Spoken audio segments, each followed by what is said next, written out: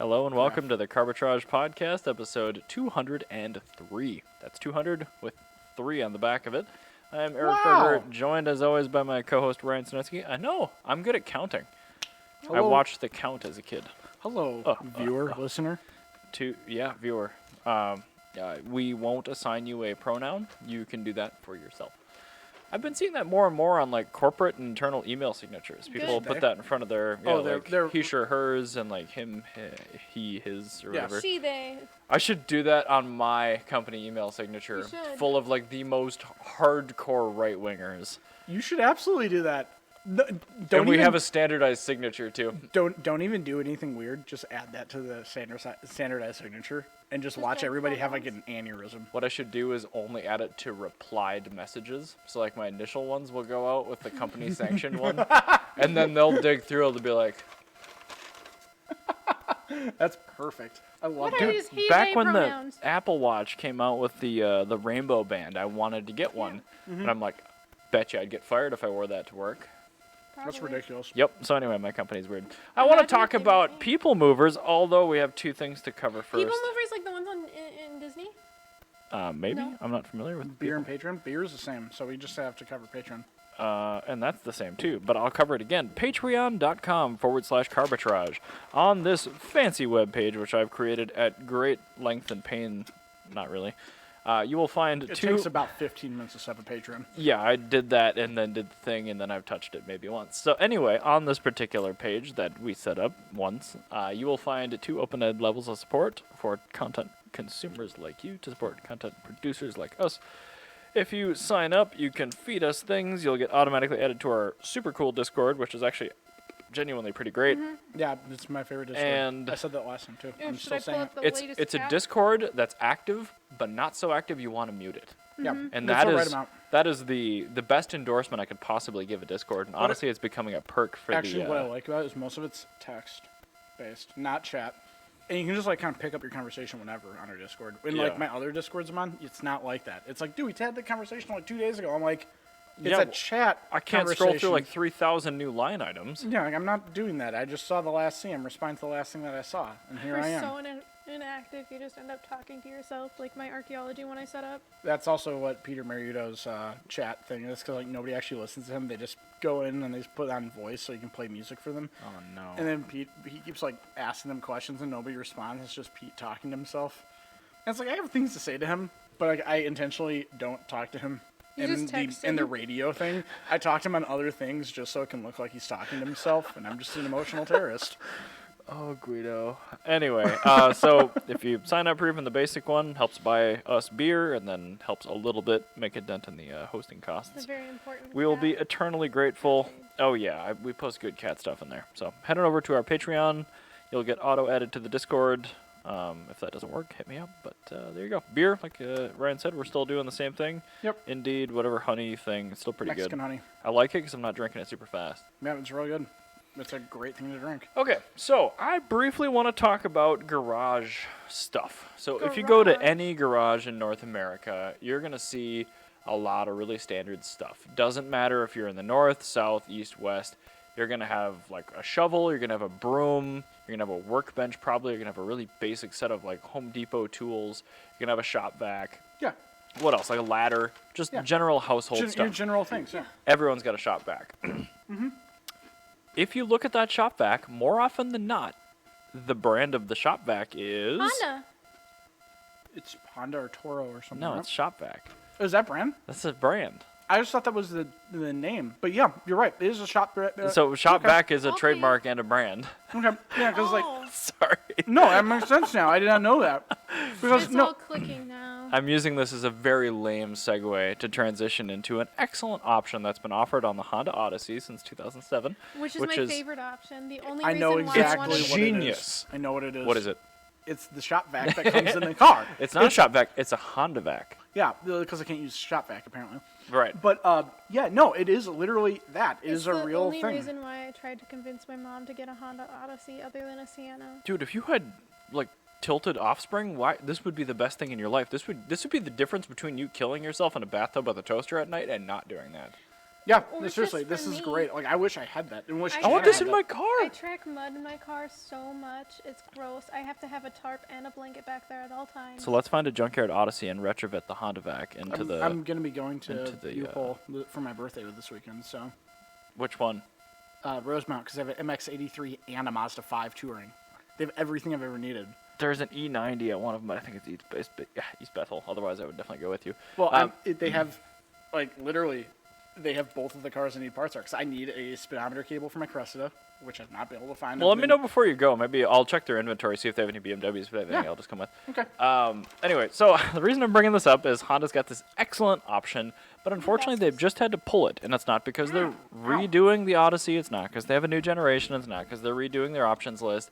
It's because the company ShopVac went out of business, and they make the vacuum. They make the Wait. HondaVac. How did ShopVac go? Well, you know what? This is ShopVac making something that's too reliable. Yep. Yeah, but You it's, buy it's one. bolted to a car. That's also too reliable. Yeah. So, okay. They should buy a ShopVac. They should just buy the company and keep going. Yeah. Or Yeah. like, what's next? What's a competitor? Toro. Shark. It's a Shark vac. SharkVac. Yeah, go talk to Shark. Dyson? Don't get rid of the option. Give us a vacuum. But the Honda We vac want was the so great. vacuum. Well, now that's fine. We can just go buy Siennas like we're supposed to. I guess. Oh, I just realized I didn't even have the image capture up the whole time we were talking about it. It We're doesn't just matter. Talking very It's a casually stock. about It's a them. stock photo. Yeah, of it a doesn't person matter. vacuuming. But it is the Honda vac. I mean, so that's I've cool. always wanted one of those. But let's be honest, this image, this is not ground into the carpet. There's no No. gum. There's no liquids. Like, this There's is no not. melted crayons. I don't believe This it. wasn't from a child. That's from a grocery spill. Yeah. Yeah. Or maybe a mouse? No grocery spill. Grocery spill? No, because the vacuum works. That's how I know it's not a mouse, because the mouse would eat in the wiring. I've been told, like, those are legit, though. Like, those vacuums are strong. So. The people in the van community are about it. And, like, the Odyssey people in the van community, they open up the little compartment so you can see how they have the vacuum option.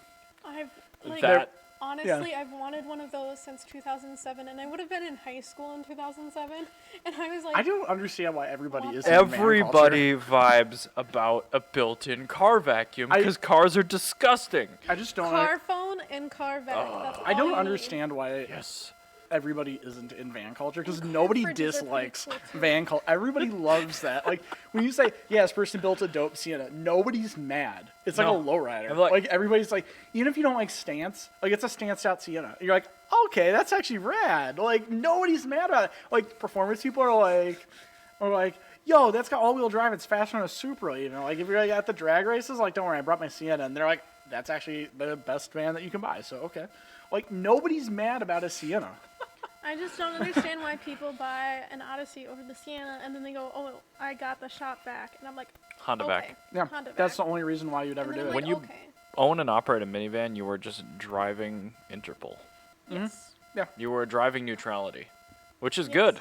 Yeah, what that is that's called a canvas, in which you can build upon your dreams. That black Honda Odyssey that slammed at the big brake kit. Yeah. I really dig that van. Yeah, I think he moved to like Wisconsin or something. but Never yeah. mind, I don't like it anymore. No, where he's still Garbage a state. cool guy. He's still no, friends. no. Lives in Wisconsin. Trash. He moved there Garbage. for work. A murderer. Anyway, this is a question of the week from Bring a Trailer, which I'm gonna use as a topic because I really like this. What car have you done a completely 180 on? On, not in. But two different things. If you want in, EF Civic and AW11 MR2 or So, my 2. are you going to be going from loved it to hated it, or hated Hated it it. to loved it? Both. I want both actually. Okay. Because The it's very Toyota easy. Avalon. It's very easy to go with love to hate, but it's I'm having the opposite problem. what car did you Hate and now love? No, sorry, that's what I meant to say. It's very easy to go from hate to love. Oh, okay. It's a lot more difficult to go from love to hate. I'm going to need a minute on the love to hate. Well, what was your hate to love? Nissan Murano Cross Cabriolet. Oh, That's yeah. entirely the owner I community. loathed that vehicle with And the then you very see so pit of many- my It's soul. literally because of the troll group. Because of that group, where all of the owners legitimately post about how stoked they are on this I thing. know that. There was a it's just- person that oh. came in with like a Chrysler 300C, and they're like, "Is this a fake group?" And everybody like stayed in character. Like the people are obviously shitposting stayed in character. Like, no, I love this chariot. This is the chariot of God. And I this know, I guy's love like, this my car's worth person. literally twice as much as yours. And it's like, no, your car is just not worthy of the price of the roof on this car. See, You replace this roof when your chariot deems it unworthy of your car. I still stick my nose up when I see them in public, but I can't help. I but get excited. think- I take a picture every time. I do too. It's like seeing a Kazashi. It's just so exciting. It's You really were cool. blessed today. Like, I hated it so much. And I know Doug DeMuro hates it, which like makes it better. And also, it's the dumbest reason for a car to exist, and I love it for that. And I just think of all the like really really happy owners of it. Like, Like, they- All the Literally. old tiny people that are Yeah. just so jazzed. Every Karen, it's like Karen's dream car. It's No, Karen when she's Susan. into retirement. Yeah. Karen becomes Susan. Like, I feel like Chris, like your aunt Chris, she is eventually gonna own a cross oh, cabriolet. you know it. Like, she's got her aunt Chris is like absolute 100% Karen, cool Karen, but still a Karen nonetheless. yeah. But like, she has like a Jeep something or other right now, a Jeep Grand Cherokee. She used to have Honda Pilots. But she has like a V8 Grand Cherokee, which is kind of cool. And it's like, okay. And it's like, I totally know, like, now her sons are like out of college. She doesn't have to haul around like She hockey doesn't have gear. to haul hockey gear. That's the whole Like, reason why she had a Honda Pilot in the first place. This I- is the I get thing, that is one a like, lot. as soon as she can find, as soon as she finds out that exists, she's go, this is a perfect car. Because, like, Chris is totally a convertible person. And she's also a Yeah. truck person. So this is a convertible truck. It's a perfect car for her. It'll be really weird not to see her in a truck though. But like, that's the thing. That's why she would need a, her ex-husband used to have a Bronco. Like, yeah, so like, so she just Was needs, it white? no, Okay. she's no, still it alive. was black. But like, this is what I'm saying. It's like I liked she Ryan's needs. answer better. Sorry. Sure. I mean, he is kind of a creepy dude. Not gonna lie. Yeah, see, but- he has a Bronco. But anyway, the thing is like that's a perfect car 'cause she'll still be able to have her truck and like not have to worry about snow or boulders or anything unless she's in that one parking Said the lot. Terrible You have driveway. to really be well-to-do and B love that vehicle to keep it going. 'Cause, It- that top yeah. mechanism, that's gonna be one of those things in 20 years where we need like specialist parts to come back from the Yeah. manufacturer. It Like I already- need part number B17 for my It's cross already cab. like that. Do you know how much they are right now? It's a lot. They I cost don't know. more than the truck. 12. I was gonna guess 12 grand. 15. Yeah. Yeah, all day long. So I thought of the car that I used to love and now hate. What is it? I'm going with just a general moniker. I used to love the BMW 3 Series, now I hate it. Just the new one as they come out. The new generation, there's no manual. Mhm. It's got like the 6-cylinder one's good, but like it looks like an Acura, which is not a slight to Acura, but it just like there's no. Just why would I care? That's fair. That's super duper fair. I get it. Jana, what do you have one that you used to love and now hate? Well, I thought the CRX was cool, and now it's dead to me. That is. That's your- a good answer. That is a good one. Everyone sees it and like awesome, and then they live with one for like a day. Well, They're but- like, It's I just- specifically the CRX, not the EF. Because oh, the I know, EF's great. I know. It's The just hatch is good. The CRX. Like the EF, even my sister, like my oldest sister, Loves it. bought an EF until she could no longer find them in California for affordable prices. It's But like specifically the CRX. CRX, because one, it was all glass, no AC, so it was constantly hot. When we got chased down in that Tahoe, there's no way to hide. Like they see More- what you're doing, More importantly than that, it's the and the reliability was just so shit. You have- like, all the negatives of a Civic in one car. in one car, and none of the versatility of a Civic. The Honda parents bred sometime between Yeah. the 80s and the early 2000s. They produced the ITR as it's like twins, Schwarzenegger and Yeah. You And got then the that's the Danny ITR DeVito. and the CRX. And that's the thing is like, CRX is DeVito. and so Yeah. this is the thing is like, you can get a CRX. That is good. It is impossible to get it in America. Just don't get a yellow one. You have to get specifically the Canadian, yeah, exactly, the yellow one especially. Stay away. But you have to specifically get the don't buy a yellow Honda. CRX executive in from Canada. I'm going to hate myself for asking this question. Why? Overstuffed leather interior and a car phone. So you're not Yeah. fixing any of the problems of the car. It also has a glass roof. Yeah, and it made me Okay, like. that's cool. I It's also very hated rad. it because like the 2 seats, and then it had like half the back seat. Don't worry, it And- has a real back seat in the Canadian, Yeah. the and, CRX like, Executive. So people would be like, "Hey, can we get a ride?" And Ryan would have to either like take the person and leave me behind, or like I would have to like somehow sit in the back seat without actually sitting in the back seat. I remember this at Sonic. And Yeah. it was just like it sucked. It it totally was sucked. I so fucking hate that car. annoying because like even like I don't weigh that much, and I'm a light sitter. Like I can like hover over things, and I crushed that thing Yeah, she and the- actually, the back thing broke, but because I because sat it's on made it. of cardboard. Safety. Oh, okay. All right. Yeah. It's just stupid. It's So it's like just- sitting in the back of an R129, but Yeah. that wasn't designed for people in that sort of The was. R129 without the seat. Because there was a seat available in Japan and Canada, just not in North America. And I guess there was in the early R129 with no subwoofer. And there was also one available in the first generation CRX. They are actually, you had to specifically ask for them without the seat, if I'm not mistaken. The CRX, I feel like the story of that car needs to get out more because everyone Yeah. sees one and like, oh, that's awesome. I'd love a CRX. I'm like, no, you don't. You really don't don't want one. And I You tell want a so EF many- Civic. You want an EF I- Civic. I tell so many people, like, seriously, like, the CRX is meant for people that have a garage like this one and to just park it. But everyone that wants a CRX wants to daily it, and I tell them, please don't. It's not a daily. And it's then they not don't a car. take me seriously. They don't take And me they get mad. seriously. They get And then mad they and their get shit mad. gets stolen. Yeah. And I'm like, I had to carry around the computer in my purse at all times. That's just a Honda thing. It's not a CRX Yeah, thing. But like, The car just could be a not there. combination of that. Yeah. The- That is an entire overarching thing here with the CRX is the fact that you, at any given point in time, you can come out and it's just not there. yeah, and it was just like. And you're not getting your money back for it. And then the people that weren't into cars didn't understand why it's special and thought it was just an like 80s car and would ding it up. And when you would be like, "Oh my god," that like This is the thing with the Civic though, is like you have to deal with all that, but it's reliable.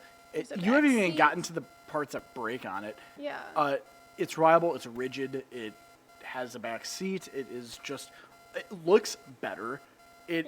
And then this is the other thing. I just want to. The CRX is like the X6, and the EF is like an X5. It's just like, It's literally that. why? Why weight- would you do this? It is 100-pound difference. Oh, in weight. God. Yeah, just rip out the back seat when you're racing, and then yeah, like you'll be fine. It's just It's actually better because it's stiffer. But yeah, Well, it's probably just, that, but like also your CRX is gonna lose weight because of all the water coming through the Yes. back and just ruining your floors, my turning God. them into rust. Oh, that car leaked like a sieve. yeah, I know CRX Yeah. things. EF, There's so no. many, and like you tell people about it, like I'm like I had day after day terrible experiences in that car, and people could hear my stories, and they still go out buy a CRX, and they're like, "You weren't wrong," and I was like, "I don't." The three people Why? that were able to get Do you one ever get to tired last long enough. about telling people I told you so on car shit? Yeah. Yeah, all the time, and like I get it a little bit more because they don't trust my opinion. What? No, they do now. They do now after they bought a But like, CRX. I get more and more bitter with these people. Like Yeah. in the first, I'm like, if you buy that, I will unfriend you. I'll block you. Yeah. Like, what? Why? I'm like, I'm not dealing I'm with getting your ahead shit. of this situation. Okay, I've done this 100 times. Yeah. You will yeah. regret it. You'll complain. Then you'll say I was right. You'll sell the car. You'll be in debt. You'll be unhappy. So Oh yeah, that happened all the time with a particular person where they would ask me like, "I got this car," and it'd be like, "Oh That was no." a bad decision. And then they're like, "But it's similar to this car," and like on paper, Or yes. similar. People need to stop asking other people for opinions on cars yeah. Yeah. because it's an emotional decision. You're either gonna make a bad mistake or you're gonna buy a good car. I actually say whenever anybody asks me for one, I said, "You're not going to listen to me, but this is it." And then Do you know how many times? actually, to be honest, by saying you're not going to listen to me, I've actually had a higher success rate of people listening to me. Maybe that like gets through on like a more low end level of their brain. Yeah, well, it's like with like Jen and stuff, or sorry, Sybil. Like when she's like asking for car advice, I'm like, you're not gonna listen to me. You're gonna do what you want. But if it was me, I would do this.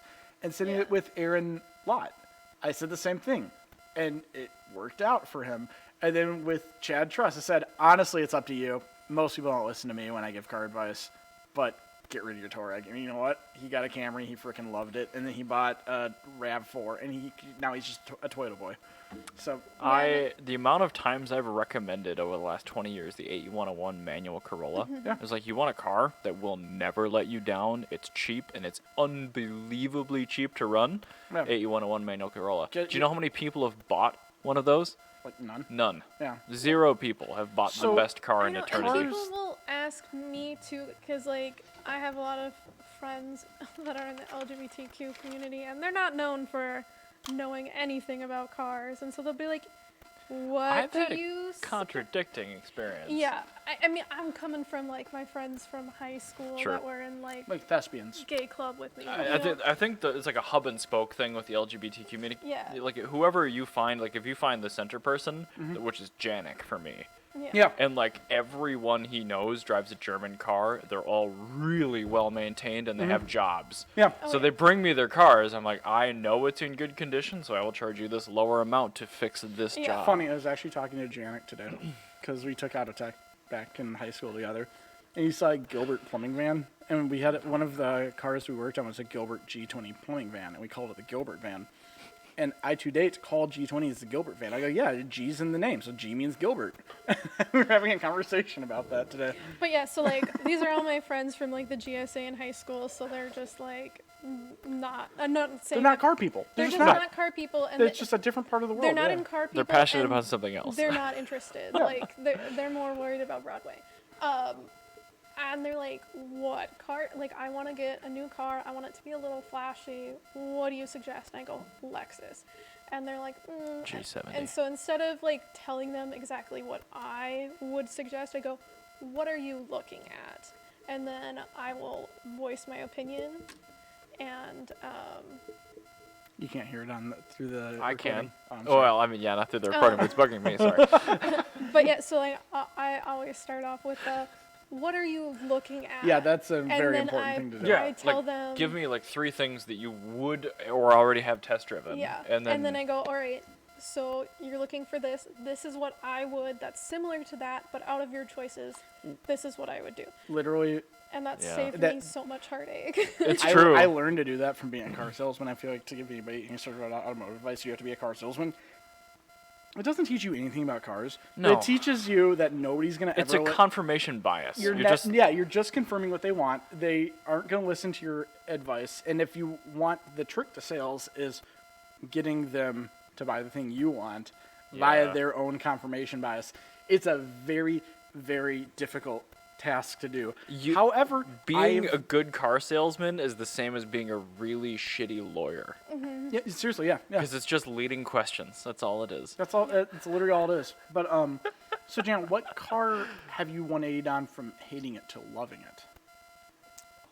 I don't know. Like I hormones are making my brain not work right now. So like head empty. But like I can't Channel think of it. your There's so inner many. cross cab.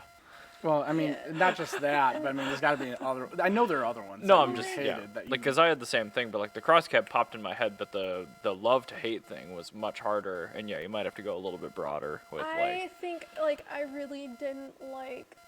The Mustang, the EcoBoost Mustang. Yeah, you hated the that. EcoBoost Mustang I hated, and then I drove it once, and I was like, all right, this is pretty stinking cool. problem with Mustangs are the owners. Yeah, And that's the it's EcoBoost. 100%. That's how you get the EcoBoost. know. Because it gets you out of that. Like, Yeah. that's Nobody the thing. wants to. Nobody wants to talk to you. You get the EcoBoost 4-cylinder, and it's like having an SVO. Like, none of the douchebags want to talk to you. And all the cool people at Radwood, you're like, dude, SVO. And you're like, yeah, dude, I get it. Like, The transmission survives longer on you this have an one. Escort EXP, I bet you have 30 of them. And they're like, yeah, I live in a barn. Well, I can say the Ridgeline with this new model update. I used to love it, but now it's just like Nah, you went the other way on that one. Yeah. I wouldn't say I hate it, but now that it's lost the ridge, like it's still. Don't a worry, good we got the truck, but Hyundai it's not- Ridgeline coming Yeah. now. So, if you think of something later on in the episode, Yeah, Yeah, chime just in. chime in. Yeah, Like, and let us know if you can think of anything. it's probably something that my brain purposely. For me, a car that I used to love but I now hate is the Nissan S chassis, the 240s. Interesting. I hate them. I absolutely hate them now. I never got into those. I got super into them. Like when we first met in high school, I was like really into them. And it's like the S13. You were reading these like sport compact car magazines. So like, Hip's car, like after driving his when it was like totally stock, that was okay, but that car doesn't exist.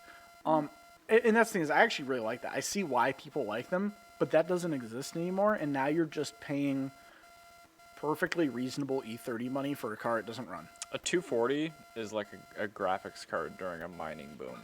It's like, why somebody's paying that much for that? Building a computer, right? Like, why is that so much money? It's like building a computer right now. It's because somebody else is paying that much and everyone sees it, so all of them are now worth that much money. But like all of this shit is like, you don't need that. Like this over here is just as good, and you already have it. Like, well, it's like when I look at them. So like, I look at the 240SX, and I'm like, all right, 240SX, $8,000 for an OK one. God, because that's literally what the automatic S14 sold for on Brand Trailer last week, or 2 weeks ago, I think. But was it a Cookie or a Zenki? It was a Zenki, so it was a pre-facelift. Wow. Yeah, it was beige and automatic. Wow. Yeah, really weird. I mean, you know the chassis is in good shape, but wow. It was a Northeast car as well. They're like just like bananas price. But what happened? Drift tax, man. Yeah, so and that's the thing is like now I'm like looking, I'm like I can get a very, very okay Japanese market A86 that like didn't pass Shock-In in like 2007. It's just been sitting in a barn for like 10 years. And I can get that for $8,000 before import fees. So I'm like, all right, $8,000 I can get a shipbox 240, or like $11,000 I can get a driving shipbox AE86. I will take the driving shipbox AE86 any day over that. What I find really funny about the A86 is all of your weeb friends, all of a sudden, like, they watch Initial D. It's like, at least once a year I get a message from somebody that's not a car person wanting an A86, and they discover Initial D's on Hulu.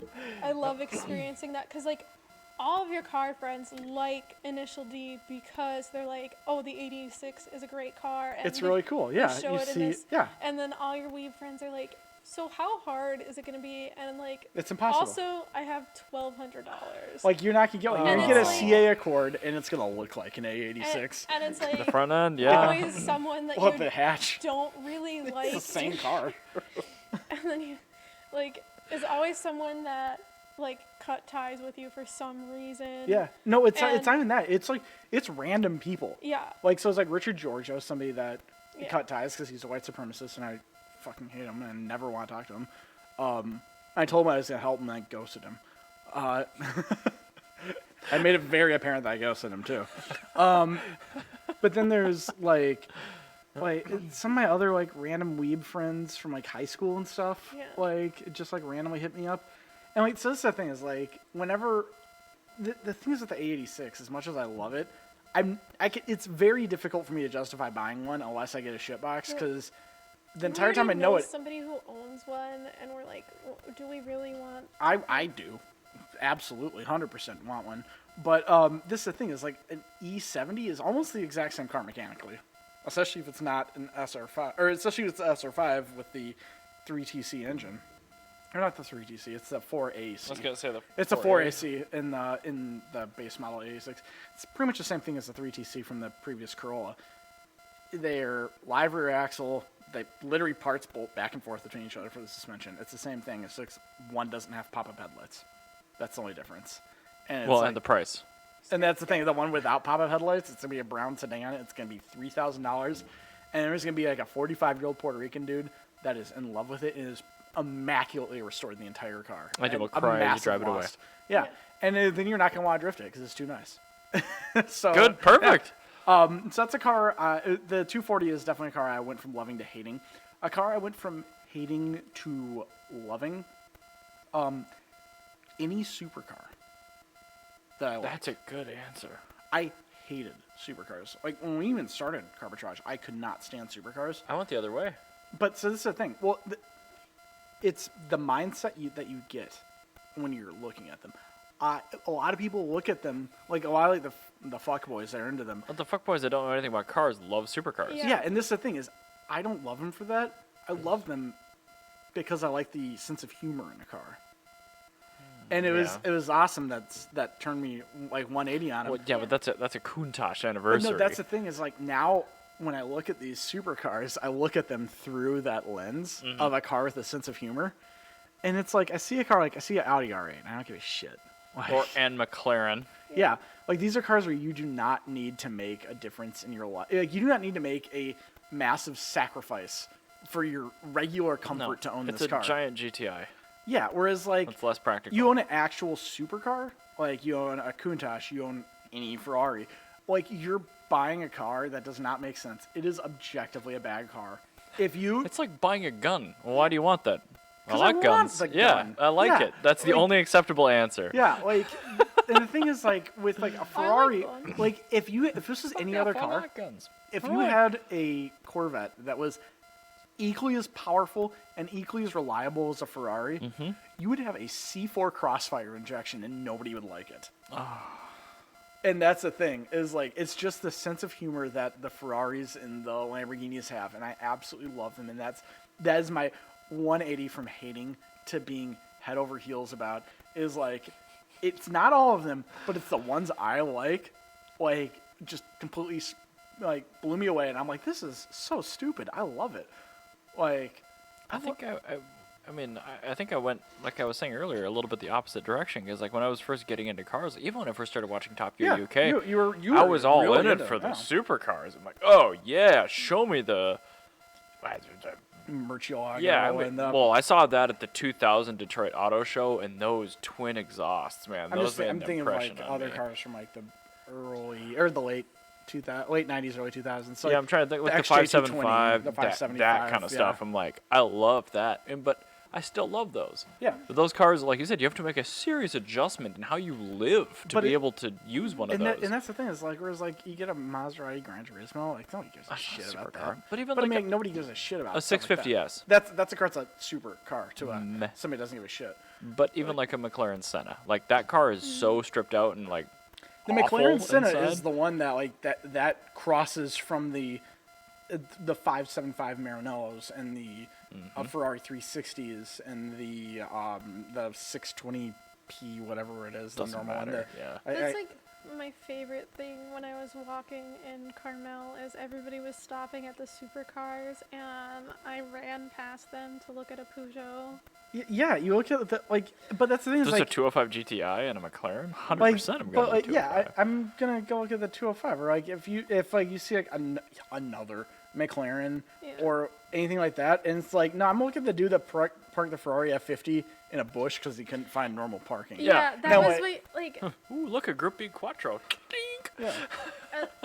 I just like feel like it's such a power move. Like when you just walk past a supercar. It is like the ultimate like low key flex for the like, person that money doesn't matter to. Yeah. We were out there as press, so I was wearing like my business attire, which was like a dress and like nude heels, and then you see me and assume that I'm like gonna stand next to this fancy car, and I'm like yelling at this kid with his Peugeot, like, where did you find this? And he's like, oh. Well, you should also know when we did that, there's also a guy with a quad cam speedster that was parked directly behind it, and the guy with the quad cam speedster saw me running. Yeah, well, no, him. he saw the car as well, and he quit talking to the person that's talking at him about his car. Yeah, he talked to the guy with the Peugeot.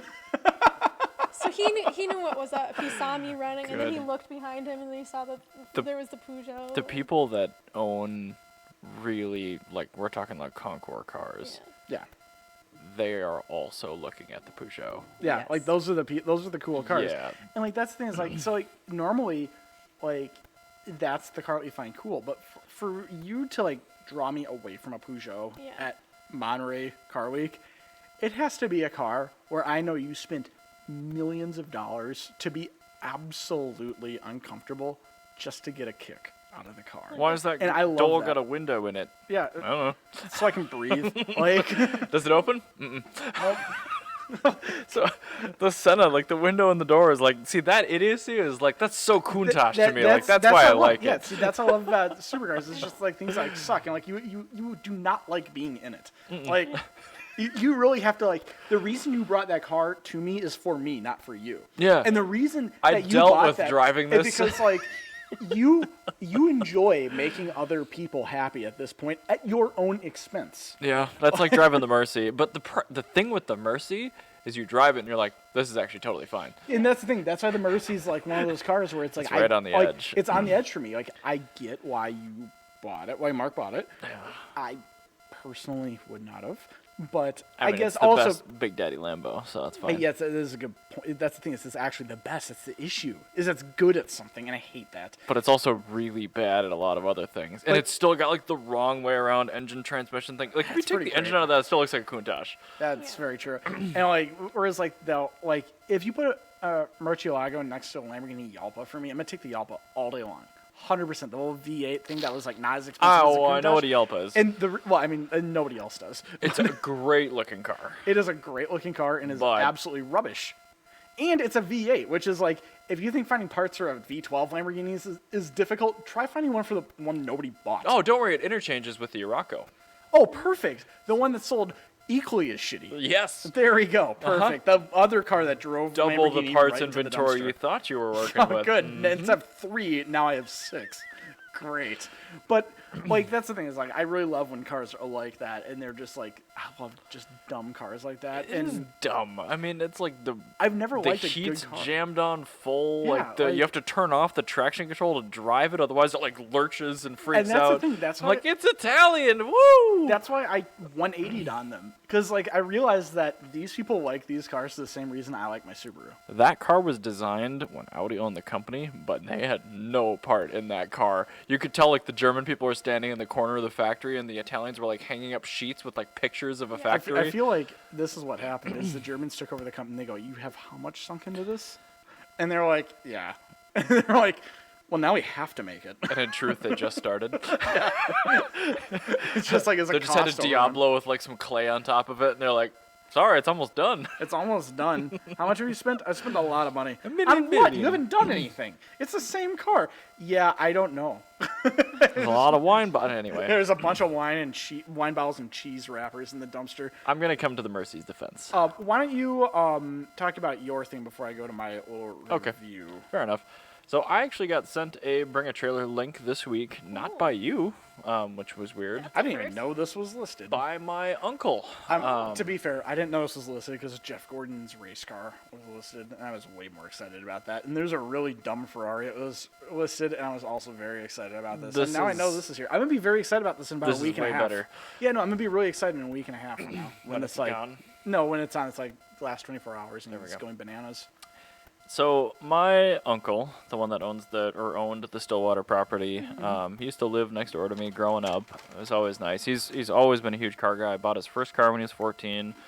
Dabbled in Corvairs of all things for a long, long time. Then he still has a '68 quad carb convertible Love that. Monza. Like it's a cool car. That was a very cool car.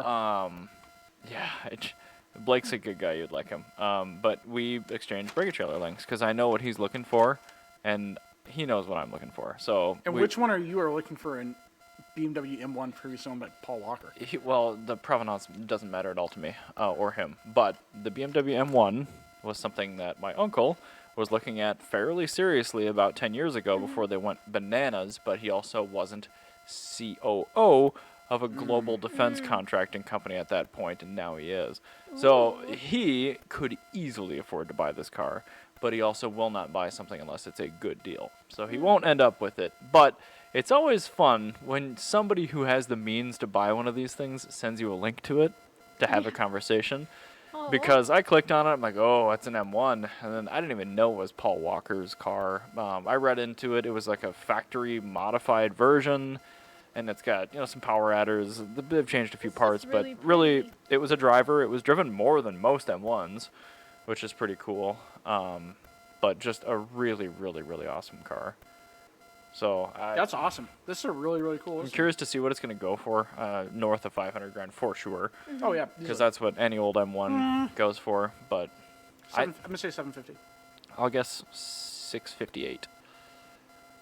I think the Paul Walker connection is gonna really help this car a lot. I'm not sure, because the people that have means to do it are so old that they don't give a shit about Paul Walker. That's the thing is you also have the people, all of the Instagram influencers, like actually, like people like that True. that would be that know what the M1 is and they never thought about it because they didn't know they just never had one popped in front of them. And this is one that's ex-Paul Walker. Like, they're going to be about it. So, like, I think this is... It's going to sell well. If there's going to be a car that's going to blow up, it's going to be this one. I just low-key really don't want an influencer to buy it and then crash it. Logan Paul. Yeah. Actually, you could have Logan Paul Walker, the Paul Walker car. Logan Paul Walker? And then you don't have to deal with Logan Paul anymore. And I'm kind of okay with that. Yeah. Because I don't like Logan Paul. If we have to lose one M1 for that. I will sacrifice an M1 for Logan Paul to go away literally forever. So... I also love the Space Saver spare tire. I know, right? All right, so it's like an old rally wheel. Hear me out here. I would drive around Monterey Car Week around construction sites just so I have a reason to rock that on my M1 at Monterey Car Week. The spare? Yes. I want to find another three of them from other M1s that have been totaled and then go ice racing with studded tires in my M1. Because, like, just driving around, that's like the next step up from just, like, driving the most uncomfortable supercar is you get you get one that's, like, being used. You just, like, you put up, it's on its spare tire, and it's got a dent in the corner. It's just, like, that is the... It's like that 959 that was crashed, like, 15 years ago. When that sold, it was on a spare tire, on, like, a wheel dolly. Yeah, exactly. I'm like, oh, hilarious. Okay, that needed work. It's probably all fixed now, but... Well, this is quite cool. Yeah, so I'm really curious. Maybe we'll fill you guys in next time we do a recording on what it actually went for. But, yeah, we have our guesses in. So, speaking of European cars, in my Fiat, I want to talk about my review of both Maurice Minnetonka Ford and my loaner. Which is funny because normally you say glowing things about Maurice because Maurice Subaru is an amazing place. I love Maurice Subaru. They're great. How long ago did I buy my Fiat? 2 months? Yeah, I know, right? It was before That's Thanksgiving. More than that? Really? Yeah, because we got Lucifer. Yes. Wow. It was before Jan's birthday, before Thanksgiving. Apparently time is just irrelevant to me now. So I remember I had that car for a few days. I had that car long enough to be able to... It was nice out. I bought the same week you bought that car, and it was no snow. So it was definitely before December. It was the first week before Thanksgiving. That's what it was. I know for a fact. And I had a few things that they threw in for me. November. Mm-hmm. Yeah, so like they gave me the... Well, since they wouldn't come down on price, he made sure to get this stuff thrown in. Yeah, I knew that I wasn't going to bother haggling, so I had him throw in stuff. Well, this is entirely a failure upon the sales department, not on anybody else. I'm entirely blaming the sales department for this. Not my salesperson per se, because once the deal goes to finance, the salesperson is out of it. It's not their fault. So, yeah, what's his name, Mike or whatever, was fine. But it was this forgettable salesperson was okay. It was he's totally fine in this. He's not getting implicated. I'm not going to name his name for him working here in case he goes to work somewhere else. His name might be Mike though. Yeah, his name is Mike, but like everybody in Minnesota's name Mike. I'm not. Well, yeah, but I mean, like you're not. If you say like somebody's name is like Mike, I don't know, Nelson or Stevenson or like Mike Andrews, like in Minnesota, like that would be half the state. It's like walking out into a crowd and yelling Josh. I still think, Josh. I think Josh wins over Chad in Minnesota. Yeah, but like, so anyway, my car salesman's not a problem, and I can call him by his first name because he's got the most ungoogleable name. We're past the vanilla name. So what's next? I get my car, I drop it off at Maurice. It takes him 2 months of going back and forth, me saying, hey, what the fuck is going on here? And it didn't really work. It didn't like connect with him until I emailed Mike back and I said, how about this? I'm going to drop this car off on a Saturday right in the middle of customer parking, taking up the 6 spots directly in front of the door until you fix this. And then that Monday. Did that get his attention? Yes. That got forwarded immediately to the...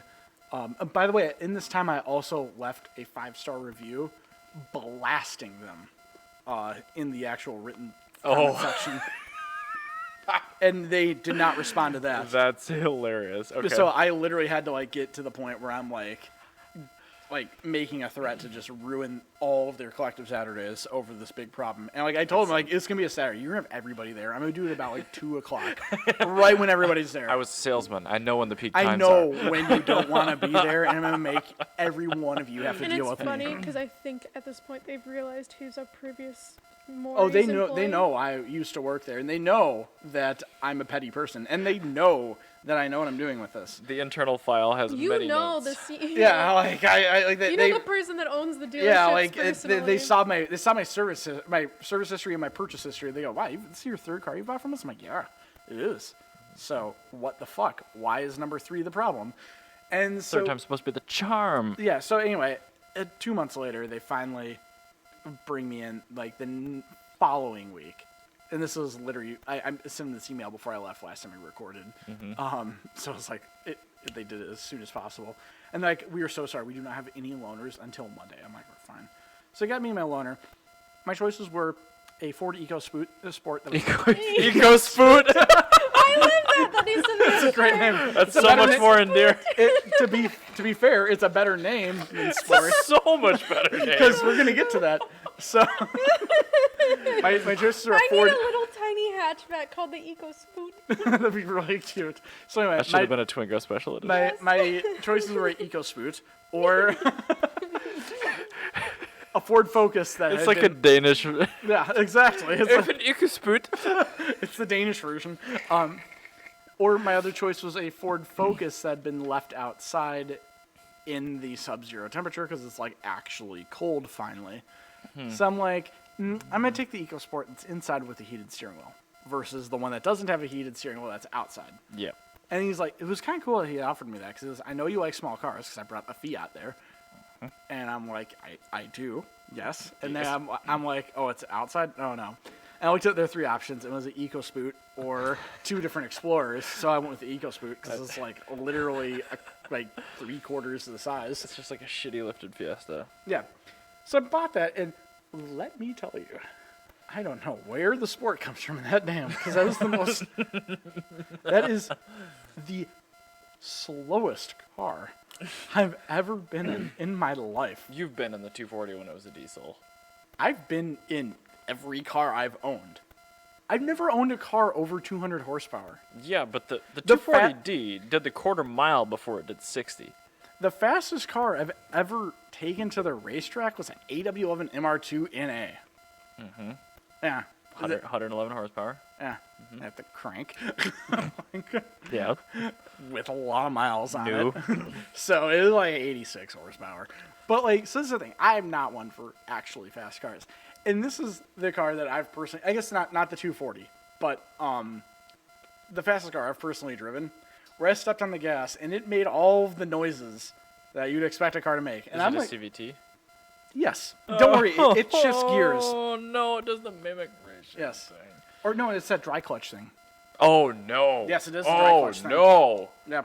So anyway, It's power shift. Yes, the power shift. So anyway, it's going there, and it literally, I leave the stoplight to get here with Jan in the car. I have traction control off. I have brake boosted. Well, it's To making make In sure- a dual clutch, that trans is not gonna last. But I've done everything I can to get to 0 to 60 as fast as possible because I'm trying to get on the highway from a stoplight, which is stupid. And so, which normally I love this light because it's like in my Fiat, it's great. I leave 11s and I get there in a totally reasonable amount of time.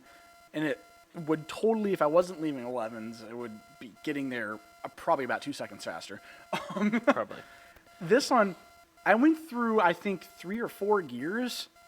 And I hear, and it's like shaking the car to death. And I'm like, what the hell? Like, I am going 80, 90 miles an hour. And like, there's nobody behind me because like everybody else like had 2-wheel drive and it was icy. And they like didn't give it everything the car had. And I looked down and I've been accelerating for 1/8 of a mile here. And it's been over 11, 12, 13 seconds. And I look down, and it says 55 miles an hour. Me and Jana had a whole ass conversation. Kai Rizdal did all of the numbers for the NASDAQ by the time I was done on getting this 60. It was bad. Ryan's like, and it made it to 60, and I was like, my attention, you lost it. Like I already slept the entire night and she came had back. she had like 3 different trains of thought by the time I was able to get to 60. I mean, that's not saying much. I was gonna say, man, that's normal. So but there's that. Now, I'm not gonna say this is all bad though, because you know what this is? This is a perfect example of actually quite a good vehicle let down by the chassis itself. Because also the looks.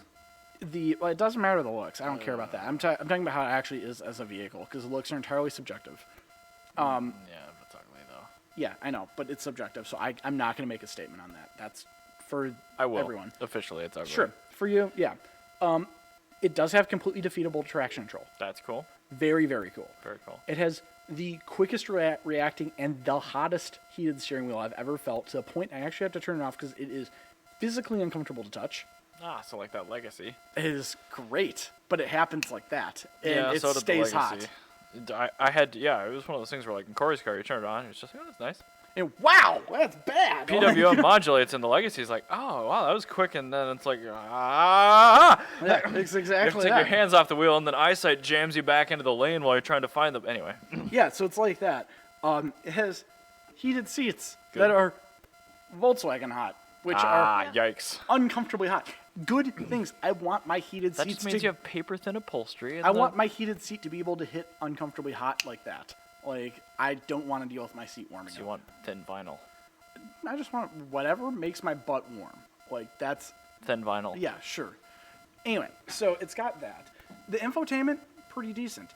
The They visibility have figured that out now. is actually shockingly good. That was the one thing that surprised me most, and yeah, apparently the belt line is lower. The belt line's not terribly high. Well, It's and like, it makes sense because you have the crash protection, but it's down lower because you're up higher. Yeah. So you can have a lower belt line and still comply with crash and safety. so like I can. It's got almost, not quite, but almost as good as a Forester level of visibility, and a Forester's a fishbowl. It's great. And it's also got a cool, kooky little sideways swinging door like a first gen RAV4. Not a Zenki door. Like yeah, where where the doors swing sideways on RAV4s instead of up on the old ones. Yeah, it does that on this, which is cool. I like that. I don't like this vehicle. It's got these things. It's got a lot of things that I should technically like, but is entirely let down by Ford just screwing the pooch on it. Like, they took a bunch of things I should like. It's got a turbocharged engine. It's got all-wheel drive, which with defeatable yeah, exactly. No manual option. Yeah, with traction control, but it doesn't have traction control. It has way too much weight for the size of the engine. You could also buy a Fiesta ST. Yes, And do better in every weighs single way. literally half the weight of this. And I took a picture of my cup holder with my McDonald's cup in it. Mm-hmm. This is a large, and this truck is a Ford, which is a American brand. Big gulp truck. Oh, that And is edge to edge. As between edge the to parking edge, and brake I the just want you to passenger know, I had to pull the parking brake up to fit this McDonald's large sweet tea into it.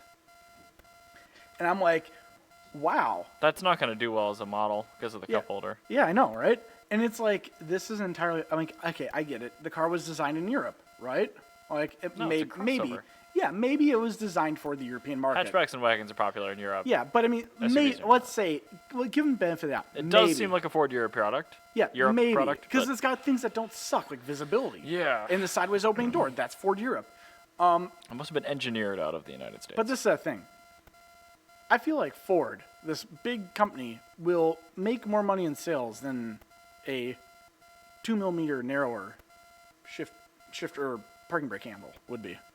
I feel like the amount of sales they're losing because of that e-brake handle is outweighing whatever they saved from not redesigning the American Why market is it one. not an electric handbrake at this point anyway? Well, that's the thing. Is I actually like that's a mechanical handbrake. I do 'cause too. I can go drift and do shitties in it, and I it's do too. freaking awesome. But why is it not? I have no idea, and I'm not going to ask any questions because they didn't notice that, and they made it correct, and I'm actually happy about that. Yeah, I hate electric parking brakes. So this is the next part about this is, then I remembered You this, talk like Lewis Black. this morning, I know, this morning, I didn't get a large cup of coffee, I had a small. Oh, so it's making you healthier. And the same thing happens. Oh, so it's not making you healthier. It was not just because it's a large McDonald's.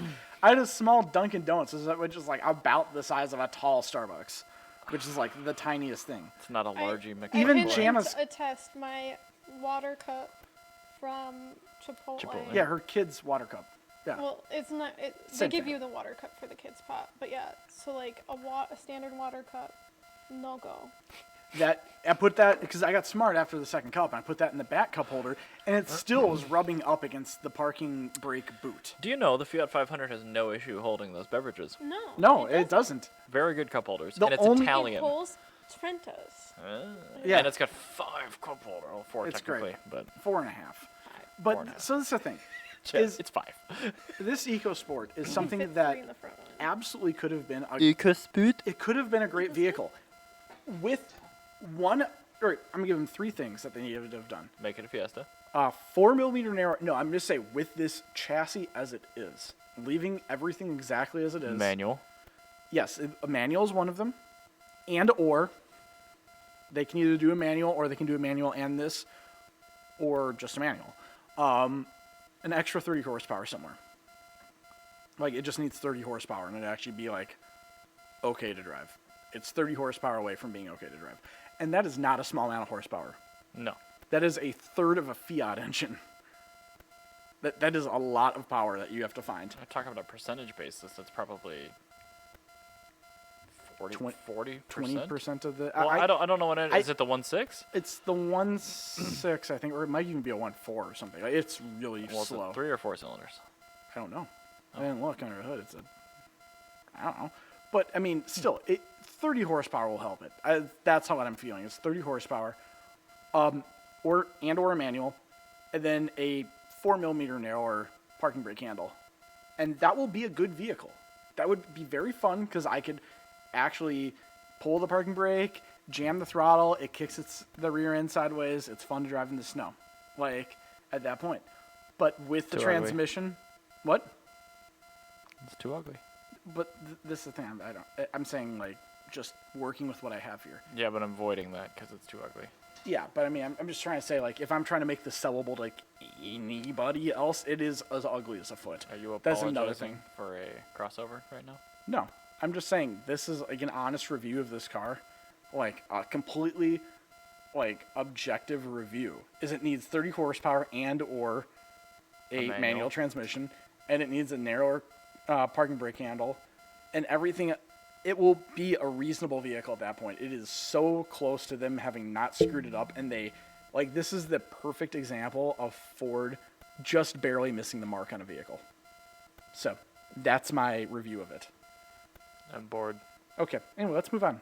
I want to talk about another car where we can, this is something, I want to show you this car, which sold on Friday. You can just click on it. You don't need to log in. You can just click on it. Why in the God's name? I have no idea. That's literally the URL for the vehicle. Okay, I don't know why there is a picture of a Ford GT on there, but Look at what that's sold for. That's a 42 grand for an XJS? for an XJS pre-facelift. Automatic. Why? 8,000 miles, I guess. Oh, okay. But even then, scroll down for a minute. Now click on the XJS model page. Because this is where it's wild. This is my third Jaguar that totally blew away What its record. the hell? I know, right? So most of them are between 3 grand and 20. Well, 22. 20. 22. 22. But and then these top two that outperformed it were XJRSs. Oh, okay.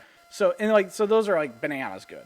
This one is like a pre-facelift, and this is the thing. It's not just XJSs I've noticed this on. If you go back to the podcast notes, I sent you over to the model page for the normal XJ. Uh-huh. Click on that. Working on it.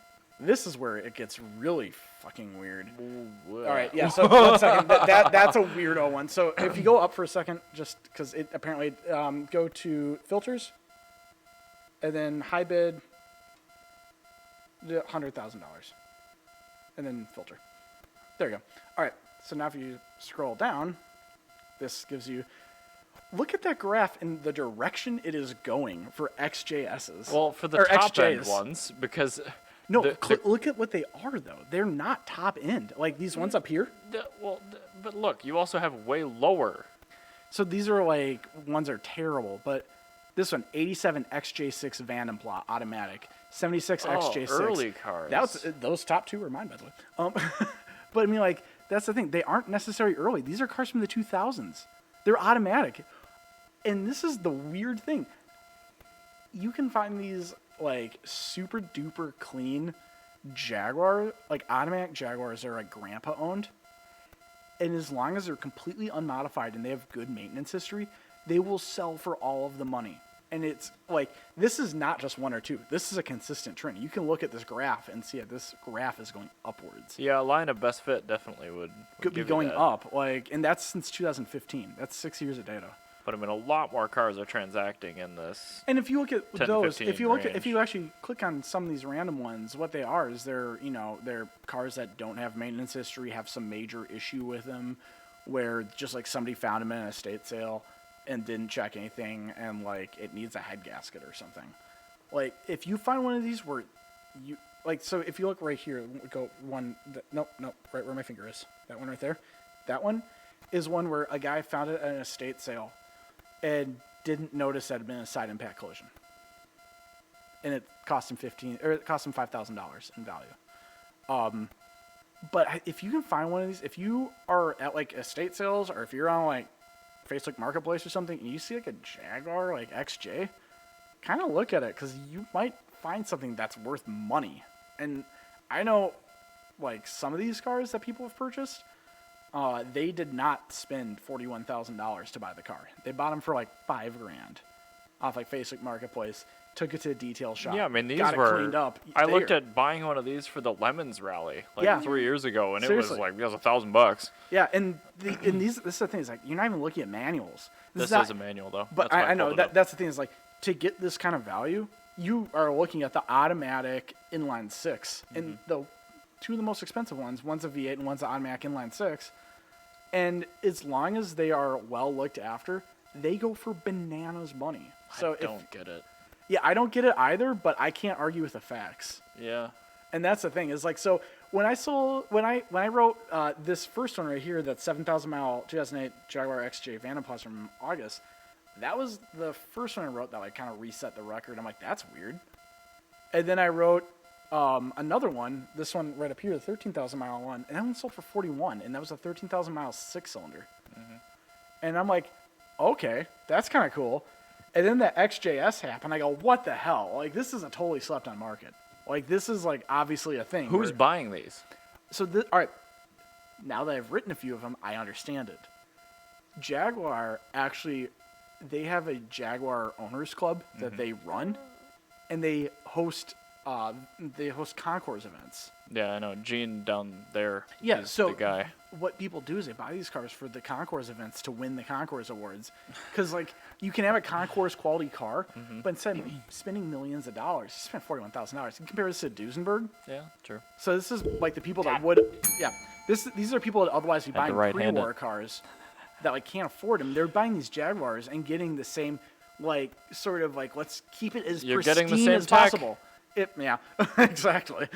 But you're getting, like, let's keep it as pristine and original as possible and see, like, who's got the cleanest, most original one. And these ones that are super original, like this 87 XJ6, had every single piece of paper, every single light bulb the guy did, every wiper blade, he had a receipt for. And it had, like, 4 owners, and every single one of them were, like, the same way. So that's the thing is you get these cars where if you have a maintenance book that weighs more than your cat, like, like, you should just buy it because there's a high likelihood you can make some money on it. And then like another one where just like this is another one that's just kind of like a whatever one, super low miles. Guy had no history of the car, knew nothing about it, and it sold for $8,000. So if you can get the complete history, if you can prove it's all original, and you can buy that for $5,000, worth it. Done. Go get that car, put it on a brand trailer, make yourself a ton of money, and that's my top tip. All right, then. A totally wild amount of money. Yeah, I mean, like I said, the last time I looked at an XJ, I'm like, oh, that'd be because you get, like, in Lemons Rally, how they give you points. It's, like, the worse and stupider. the better. Like, And it was that's like the thing, that- pre-1980 gave you a ton of points. Buying something from England yeah. automatically gave you like 50 points. I'm like, dude, English, Yeah, let's do a it. Jaguar, and you can get And I them for that looked much him. money. I know, because I saw several, like, doesn't run, but turns over, has spark. I'm like, haha. Oh, I also had a S-Type closed today. For S-Type. bananas money. Why? It's a Jaguar S-Type R. Okay, that makes But, sense. I mean, that's the Those thing. are extremely low production. Yeah, but this one sold for like crazy amounts of money. Like I had It's a super rare car. It sold for more than the Bullet Mustang that closed 5 minutes prior. I would much rather have an S-Type R. But this is the thing is like the Bullet Mustang's the one that's like obviously like there's a following for that car. S-Type R, you know, you go it's a S-Type. Who cares? So I think all the Jaguar Owners Club people are in the same investment group, Yeah, I and they've think done so. really well the last couple of Yeah. years, and now they're just buying all the Jags. Yeah. Jags. So yeah, I think you can still there's money to be made with the Jag market. Is finding It is weirdo Jags. interesting. I never would have looked at that trend otherwise. Yeah, I wouldn't have if it wasn't for me getting randomly assigned listings. And then it turns out to be somebody who's just like, okay, I guess I'm really good at writing Jags now, and I just got like 3 like new record cars. It's just weird. But yeah, classic Jags. Our top tip for the episode is buy those. I guess. Apparently. Just make sure you do your homework. Do your homework. You can make some money. Yeah, as long as you're buying it to flip, that's cool. Otherwise, buy a 5-speed. It's kind of like a stock. Anyway, we'll The talk oldest to you. Bitcoin in the world is a Jaguar. Yes.